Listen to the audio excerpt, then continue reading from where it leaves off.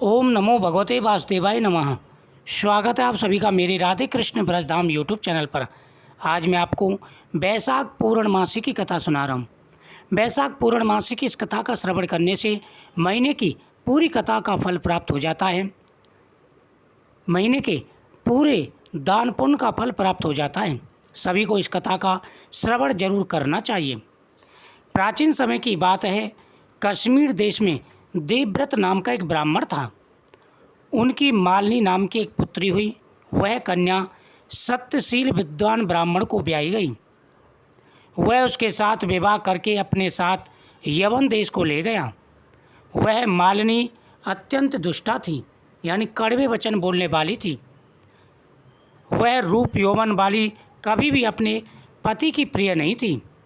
वह निष्ठुर, सदैव अपने पति से द्वेष रखती थी। अपने पति को हमेशा वह दुख दिया करती थी। उसने दूसरी स्त्रियों से पति को वशीकरण करने का मंत्र पूछा। वो भी उसी की तरह दुष्टा औरतें थीं। उन्होंने कहा, हमने तो अपने पति को वशीकरण औषधि से वश में कर लिया है, तू भी योगिनी के पास जा, वह तुमको दिव्य वशीकरण औषधि देंगी, जिससे हमको विश्वास है तेरा पति अवश्य तेरे वश में हो जाएगा। उनके कथानुसार वह योगिनी के मंदिर में गई, जहाँ पर कुटी में 100 स्तंभ बने हुए थे। इस प्रकार उस मालिनी ने वहाँ पहुंचकर मन को क्षुम कराने वाले मंत्रों के लिए प्रार्थना की। फिर उसने जड़ी हुई हीरे और स्वर्ण से जड़ी हुई अंगूठी उस योगिनी को भेंट की। योगिनी पति के अपमान से दुखित हृदय जानकर कहने लगी कि यह रक्षा चूर्ण तुमको देती हूँ। यह संपूर्ण प्राणियों को वश में करने वाला है। यह चूर्ण अपने पति को देकर उसकी ग्रीवा की रक्षा करना, तेरा पति तेरे वश में हो जाएगा। तेरे बुरे कामों को देखकर भी कुछ नहीं कहेगा। वह उस चूर्ण को लेकर के घर आई और संध्या के समय दूध में मिलाकर के अपने पति को खिला दिया। उस चूर्ण को पीने से उसको क्षय रोग हो गया और वह दिनों दिन क्षय होता चला गया। उसके शरीर में कीड़े पड़ गए। जब उसके पति की ऐसी हाथ दशा हुई तो वह इच्छापूर्वक विचरने लगी। तब उसका पति पीड़ा के मारे त्राय त्राय पुकारने लगा और कहने लगा कि तू मेरे शरीर की रक्षा कर, मेरे शरीर के लिए औषधि लेकर के आ। अपने पति की ऐसी दशा देखकर वह बहुत घबराई और सोचने लगी, यदि यह मर गया तो मैं श्रृंगार से रहित हो जाऊंगी, मैं श्रृंगार नहीं कर पाऊंगी। ऐसा सोचकर वह फिर योगिनी के पास गई और उससे सब वृतांत कहा। तब योगिनी पहली औषधि का दाह शांत करने के लिए दूसरी औषधि दी और उसके पान करते ही उसका पति स्वस्थ हो गया। तब तो उसका पति घर में रहता और उसके वशीभूत हो गया। घर के काम के बहाने और कई व्यक्ति घर में आते जाते रहते थे, परंतु वह वशीभूत हुआ कुछ नहीं कहता था। इसी पाप के कारण उसके महिला के शरीर में कीड़े पड़ गए और उस मालिनी के कान, आँख और जिह्वा में छेद हो गए। उसके मुख से, शरीर से कीड़े टपकने लगे। उसके स्तन कट गए, उंगलियां गलने लगीं, पैरों से लूली हो गई और ऐसे कष्ट भोगकर वह कुछ दिनों पश्चात दुखी होकर मर गई। 15,000 वर्ष की ताम्रभाण नामक नरक में पकाई गई। उसके बुरे कर्मों के कारण उसे 15,000 वर्ष तक ताम्रभाण नामक नगर में पकाया गया। वह नरक में पड़ी हुई त्राय त्राय करती रही और 15,000 वर्ष तक उसमें पड़ी रही। फिर 100 जन्म तक कुतिया की योनि में पड़ी। देवयोग से जब कर्म फल पूरा हो गया तो बैसाख मास में संक्रांति में शुक्ल पक्ष की द्वादशी के दिन पद्म बंधु का पुत्र नदी में स्नान कर पवित्र हो गीले वस्त्रों से ही घर में आया। वहाँ पर तुलसी वृक्ष के पास उसने पैर धोए। उसी स्तंभ के नीचे वह कुतिया सो रही थी। सूर्य उदय से पहले वह कुतिया उस चरण धोए जल में लेट गई, जिससे उसके पाप तत्काल नष्ट हो गए और पूर्व जन्म के सब पाप कर्मों की याद हो वह अपने पिछले पापों को याद कर रोने लगी। अपने पिछले जन्मों के पाप कर्मों को याद कर व्याकुल हो त्राय त्राय पुकारने लगी और वैसे व्याकुल हो अपने पूर्व कर्मों का वर्णन कर उस मुनि से कहने लगी कि हे मुनि, वैशाख शुक्ल पक्ष में पुण्यों के बढ़ाने वाली द्वादशी के दिन स्नान दान आदि का जो सुकृत आपने किया है वह मुझे दे दो। इस शुक्र से मेरी मुक्ति हो जाएगी। इस तिथि को आपने जो महापुण्य किया है वह मुझको देकर मेरा उद्धार करो। हे ऋषिवर, मैं आपकी शरण में हूँ।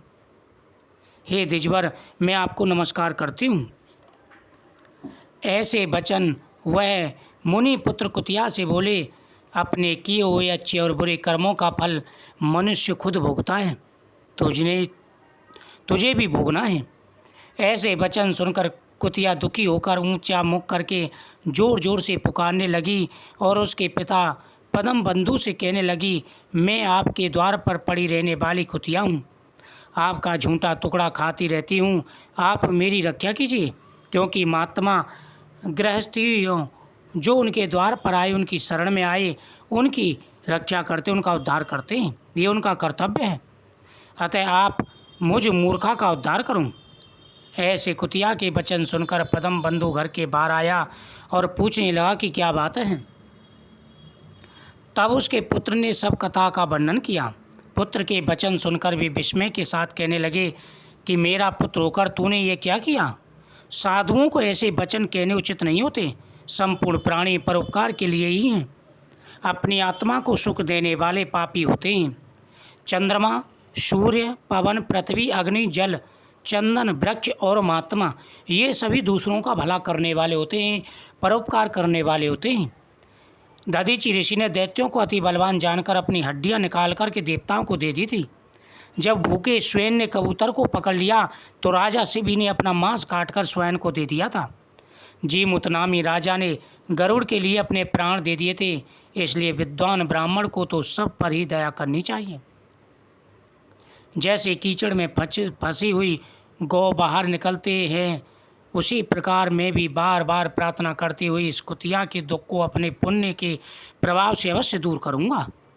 ऐसे प्रकार अपने पुत्र को समझाकर कुतिया से कहने लगा, मैं तेरे निमित्त प्रतिज्ञा करता हूँ कि तू मेरे द्वादशी के पुण्य से पापों से छूटकर विष्णु लोक को जा।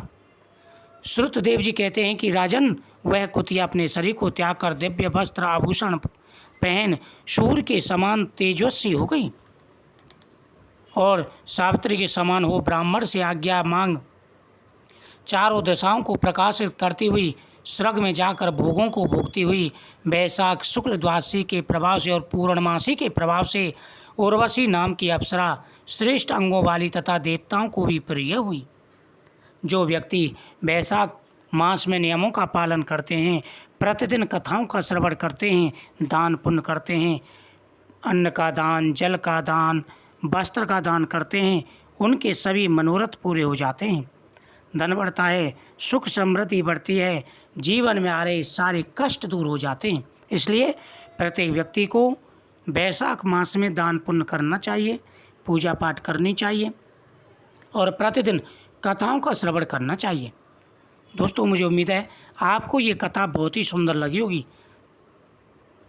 इस कथा का श्रवण करने से व्यक्ति के जाने अनजाने की गई सारे पापों का नाश हो जाता है और महीने भर, पूरे महीने अगर आपने कथा नहीं सुनी है तो इन कथाओं का श्रवण करें। पूर्णमासी तक प्रतिदिन इस कथाओं को सुनें।